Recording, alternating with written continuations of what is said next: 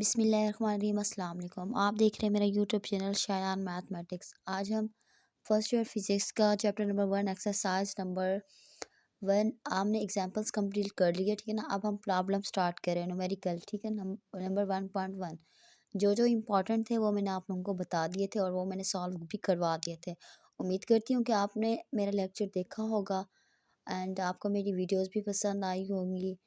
सबसे पहले इस क्वेश्चन की जानब जाने से पहले आप लोगों से एक छोटी सी रिक्वेस्ट है कि आप मेरे चैनल को ज़रूर सब्सक्राइब और लाइक कीजिएगा और नीचे दिए गए बेल आइकन के बटन को भी दबाइएगा। अगर कोई कोई मसला हो तो आप मुझे कमेंट बॉक्स में भी मैसेजेस कर सकते हैं। इसके अलावा हम आज स्टार्ट करें, ठीक है। न्यूमेरिकल नंबर 1.1, ठीक। इसकी जो स्टेटमेंट है वो है आ लाइट ईयर, ठीक है।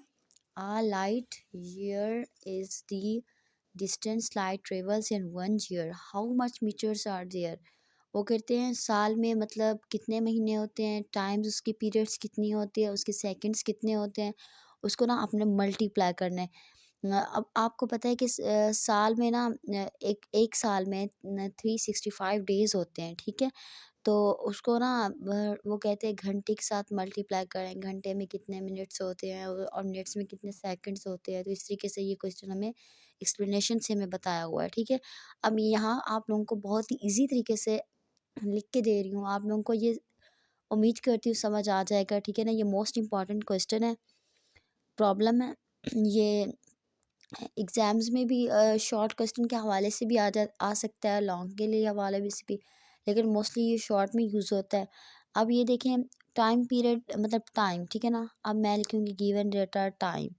टाइम मतलब small T is equal to 1 year, एक साल, ठीक है। मैं कहती हूँ कि एक साल, ठीक है ना। अब वो कह रहे हैं टी इज़ इक्वल टू मतलब एक साल में डेज़ की तादाद बताएं। एक साल में 365 मतलब 365 डेज़ होते हैं, समझ आ रही है।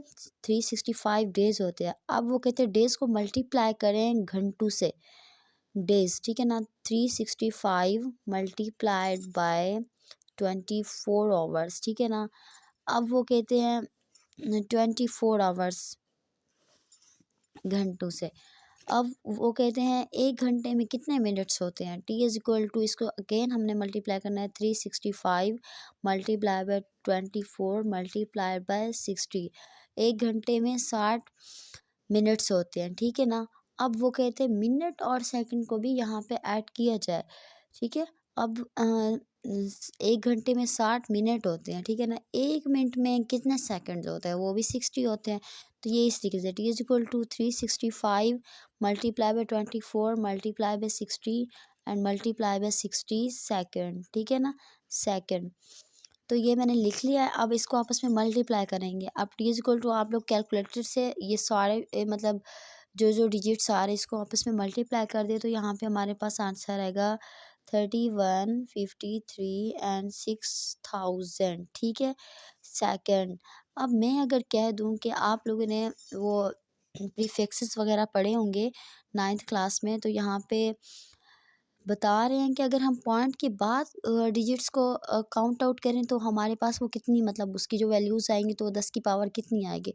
तो यहाँ पे मैं कह रही हूँ टी इज़ इक्वल टू अगर 3 पॉइंट में लगा रहा हूँ 1536 एंड 000, ठीक है ना, 000 सेकंड। अब आप लोगों ने ना ये काउंट करने हैं पॉइंट के आगे जो जो डिजिट्स हैं इनको काउंट करके 10 की पावर लगा देनी है, ठीक है।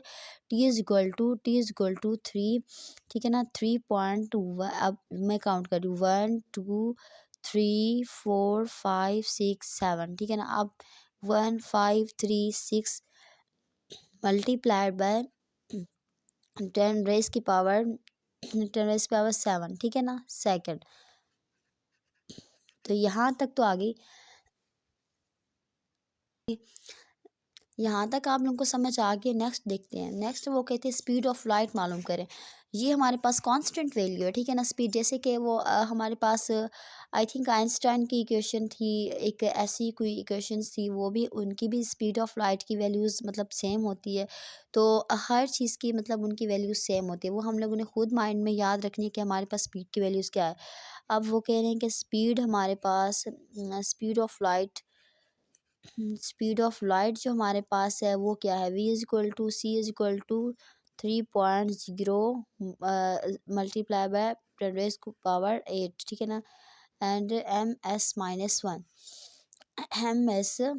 ms की पावर -1, ठीक है ना। टू फाइंड डाटा, अब फाइंड हमने क्या करना है, हमने फाइंड करना है हमने फाइंड करना है किसको, अब यहाँ पे हम कह रहे हैं फाइंड, टू फाइंड, ठीक है ना। हमने फाइंड करना है डिस्टेंस को, डिस्टेंस मतलब फासला, हमने फासले को फाइंड करना है, जिसको हम मतलब कंसीडर हम एस के साथ डिजिट को जाहिर करते हैं। आप कैलकुलेशन करेंगे, कैलकुलेशन, ठीक है, कैलकुलेशन, कैलकुलेशन, कैलकुलेशन में वो कह रहे हैं कि हमारे पास जो इसकी वैल्यूज मतलब फार्मूला है ना, एस हमारे पास क्या है, एस हमने तो फाइंड आउट करना है। तो कैलकुलेशन में S is equal to V multiply by T, ठीक है ना। V is equal to C के इक्वल है, सी की हमें वैल्यू ऑलरेडी दी हुई है, तो हमने नेक्स्ट इस तरीके से ही इसको सॉल्व करना है।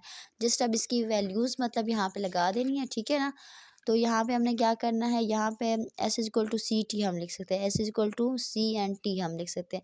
S is equal to C की वैल्यू हमें ऑलरेडी दी हुई है, सी की वैल्यू हमें यहाँ पे दी हुई थी 3.0 multiply by 10⁻⁸ and multiply bye जो हमारे पास टी की वैल्यूज़ आई थी, टी की हमारे पास कौन सी आई थी, ये वाली पॉइंट वाली, ठीक है ना, पॉइंट वाले लेके, एंड 3.1536 मल्टीप्लाई बाय 10⁻⁷, ठीक है। तो यहाँ पे 7, ये 7 आप लोगों को नज़र नहीं आएगा, यहाँ पे मैंने 7 लाइट आउट कर दिया है, ठीक है। अब मैं आप लोगों की एक और बात बताऊँ, इसको हमने मल्टीप्लाई आपस में किया, ठीक है ना, ये बार हमारे पास आ गया आंसर, ठीक है ना। 3 3 ज़ा 9, 9 पॉइंट आई थिंक कैसे 5 आंसर आएगा 5। अब यहाँ पे मैं आप लोगों को एक और बात बताऊँ, ठीक है ना। अब ये जो 8 है ना, ये ऊपर वाली जो इसकी पावर है, ये आपस में प्लस होंगे, ठीक है ना।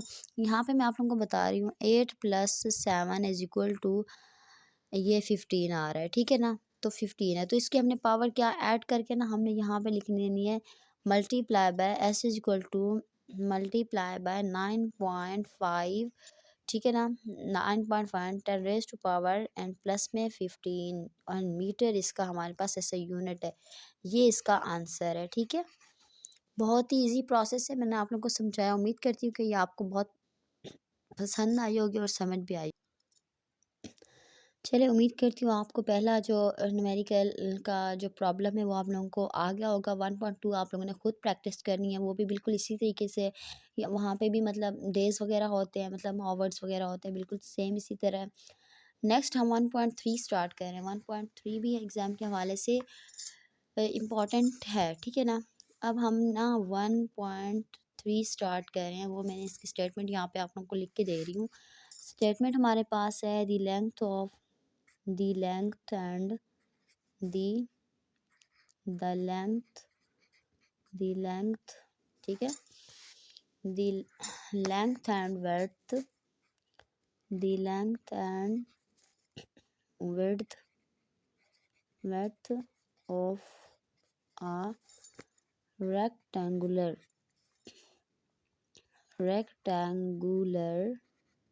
ठीक है, rectangular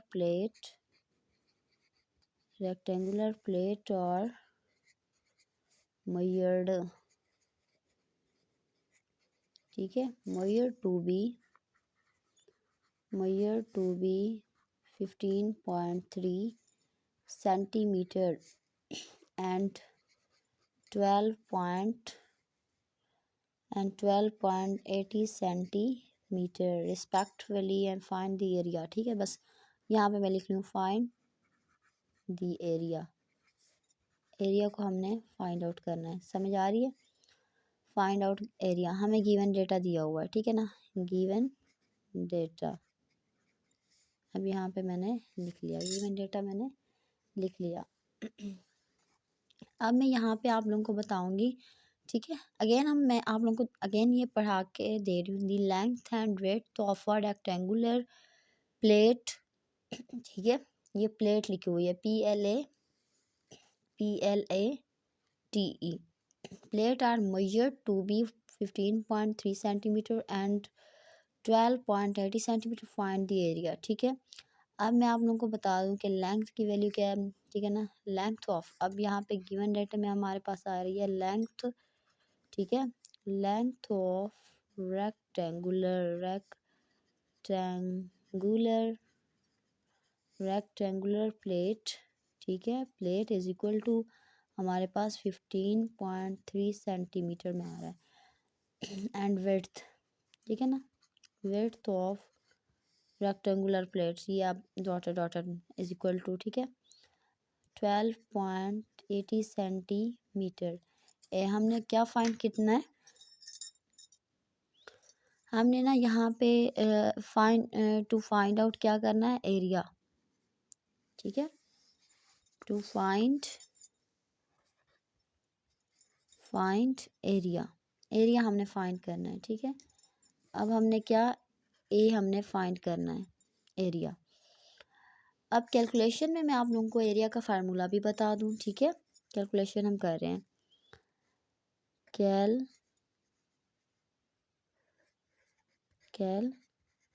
कैलकुलेशन, ठीक है। एंड कैलकुलेशन में ना हमने एरिया को फाइंड आउट करना है। एरिया का फार्मूला मैं आप लोगों को बताऊं, ठीक है। Area is equal to length, ठीक है ना, लेंथ मल्टीप्लाई बाय विड्थ, ठीक है। समझ आ रहा है ना, उम्मीद करती हूँ कि आपको ये सारा समझ आ रहा होगा। लेंथ, अब कैलकुलेशन में जस्ट हमने एरिया फाइंड करना है। एरिया का फार्मूला हमें पता होना चाहिए, ये पूरी बस वैल्यू को मल्टीप्लाई जस्ट करेंगे, हमारे पास कुछ भी और नहीं है मुश्किल। अब ए इज इक्वल टू, ठीक है ना, L length multiply by width W के साथ। एल लेंथ को एल के साथ हम कंसीडर करेंगे, डब्ल्यू को वेड्थ के साथ। तो हमारे पास इसकी जो वैल्यूज़ है, ए इज इक्वल टू लेंथ की वैल्यूज़ है 15.3 मल्टीप्लाइड बाय 12.80, ठीक है ना। अब ए इज इक्वल टू, इनको जब आपस में मल्टीप्लाई करेंगे तो हमारे पास 195, जब हमने इसको मल्टीप्लाई किया तो 195.84, ठीक है ना, 84 ये पॉइंट है, 0.84 मल्टीप्लाइड बाय सेंटीमीटर स्क्वायर, इन दोनों के यूनिट्स को हमने स्क्वायरिंग में ले लेना है। हमने ना area is equal to 196 only, ये 84 मतलब पॉइंट्स में से हमने यहाँ पे 6 ओनली लिख दिया, एंड सेंटीमीटर स्क्वायर, ठीक है ना। हमारे पास ये आंसर आ गया, तो ये हमारे पास आंसर फाइंड आउट हो गया। कोई मुश्किल क्वेश्चन नहीं था, इसमें कोई मुश्किल बात नहीं थी, ठीक है। नेक्स्ट हम एक और क्वेश्चन भी मैं आप लोगों को करवा के दे रही हूँ, ठीक है। ये अब हमारे पास 1.4 प्रॉब्लम नंबर 1.4 है, ठीक है ना, प्रॉब्लम नंबर 1.4। तो यहाँ पे जो इसकी स्टेटमेंट है वो मैं आप लोगों को बता दूँ कि ऐड, ठीक है, ऐड दी फॉलोइंग, बस ऐड मतलब, ऐड का मतलब आप लोगों को बताया था ना, एडिशन जमा करना होता है, प्लस करना। Add the following, add the following, add the following masses, ठीक है। Add the following message, add the following message given इन, ठीक है, गिवन इन केजी। केजी का मतलब क्या था, किलोग्राम। किलोग्राम में वो कहते हैं, हमने सबसे पहले ऐड ही करना है, add the following message given in kg, kilogram में, अप टू अप्रोप्रिएट, ठीक है ना, up to appropriate, appropriate precision, ठीक है ना, प्रिसीजन, प्रिसीजन, ठीक है, 2.189 एंड 0.089, ठीक है, 11.8 एंड 5.32 सॉल्यूशन, ठीक है, सॉल्यूशन। गिवन डेटा हमें उन्होंने दिया हुआ है, गिवन डेटा, ठीक है। ये अब हमने गिवन डेटा हमें दिया हुआ है, लेट, अब एम इज इक्वल टू, ठीक है ना, हम सपोज कर रहे हैं कि लेट हम कर रहे हैं M1 इज इक्वल टू, पहली पहली जो वैल्यूज़ है 2.189 kg, वो कहते हैं किलोग्राम में, सबसे को लिखो। M2 हम ये लेट कर रहे हैं एक्स्ट्रा, जो नेक्स्ट वैल्यू है 0.089 kg, एंड M3 हम कह रहे हैं M3 इज इक्वल टू 11.8, ठीक है ना, kg। Next page turn out कर रही हूँ। ये वैल्यूज़ आप लोगों ने याद रखने हैं, ठीक है।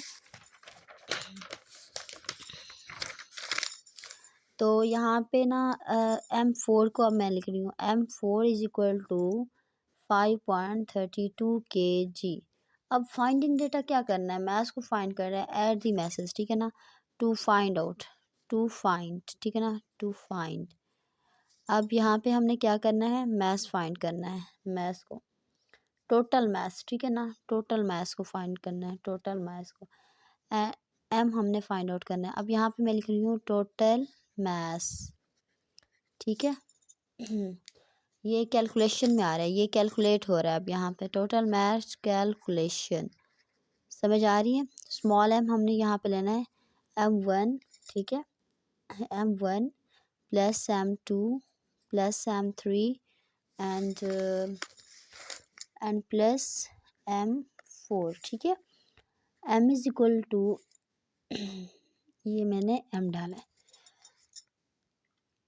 M इज इक्वल टू, बस उसकी जो वैल्यूज़ मैंने पीछे लिखी है वो सारी इसमें ऐड कर दी है, ठीक है ना। इसकी थी पहले की थी 2.189 एंड प्लस 0.089, ठीक है, एंड प्लस 11.8 एंड प्लस 5.32, ठीक है ना, 5.32। ये हमने सारा प्लस कर दिया, ये जस्ट ऐड करना है हमने। M इज इक्वल टू हमारे पास 19.3098 kg, ठीक है, ये हमारे पास आ रहा है।